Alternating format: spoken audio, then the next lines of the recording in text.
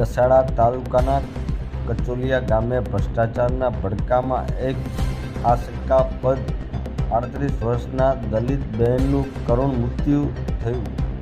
એક મહિનાના પહેલાં જ બનાવવામાં આવેલ સ્નાન ઘાટની બધી જ દિવાલો તૂટી પડતા ત્યાં કપડાં ધોવા આવેલા વર્ષાબેન નામના 38 વર્ષ દલિત મહિલાનું કરુણ મૃત્યુ થયું.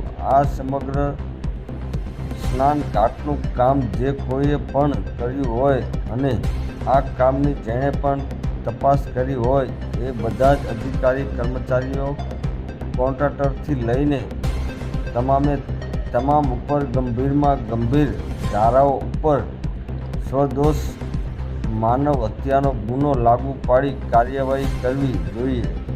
રિપોર્ટર હસમુખભાઈ.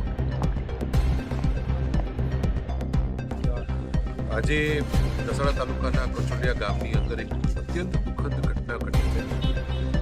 કચોલિયા ગામની અંદર બહેનો માટે ખાસ કરીને નાવા ધોવા, કપડાં ધોવા માટે જે અવાડો જે સ્નાન ઘાટ જે બનાવવામાં આવેલો છે એ સ્નાન ઘાટ આજે મહિના પહેલાં જ બનાવેલો છે અને મહિના પહેલાં બનાવેલો સ્નાન ઘાટ સંપૂર્ણ રીતે ધ્વસ્ત થઈ જાય એ માની શકાય એવી ઘટના નથી.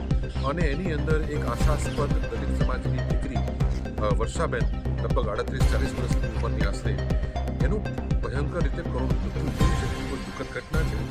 આ સમગ્ર કામની સરકાર પાસે આપણે માંગણી કરીએ કે એની ઊંડી તપાસ થવી જોઈએ. જો મહિના પહેલાં બનેલો આ આખું કામ કઈ રીતે આવી રીતે આખું ધ્વસ્ત થઈ જાય, જાણે કે બ્લાસ્ટ થયો હોય અને બધી બાજુથી બધી જ દિવાલો એકસાથે પડી જાય એવું કયા પ્રકારનું અહીં કામ થયું હશે એની પણ આપણે કલ્પના કરી શકતા નથી.